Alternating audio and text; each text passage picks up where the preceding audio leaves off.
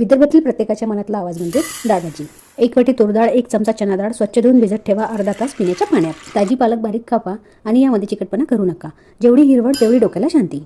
आता भिजलेली डाळ, एक चमचा हळद, मूठभर शेंगदाणे, एक टोमॅटो आणि ढिगभर पालक हे सर्व एकत्र टाका, म्हणजे मेहनत कमी लागते।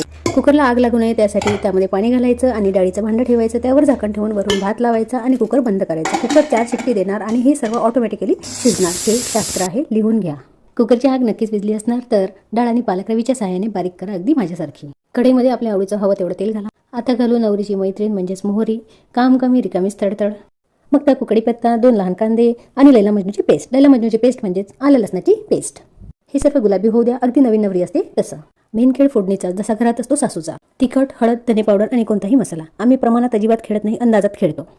तरीही सगळ्यांपेक्षा भारीच करतो। सर्व मसाले करपून झाले असतील तर आता होता बारीक केलेली डाळ, पालक आणि हिला जाड करण्यासाठी वापरायचं पाणी आणि मिठाची झलक। मी इथे अंदाजाने 2 चमचे मीठ वापरलेलं आहे, तुम्ही 5-6 चमचे वापरू शकता। 5 स्टार लुक येण्यासाठी वापरा तुमची कोथिंबीर, आमचा सांबार। एक उकळी आणि डाळ भाजी तयार। या व्हिडिओला लाईक करून चॅनलला तेवढं सबस्क्राईब करा। थँक्यू।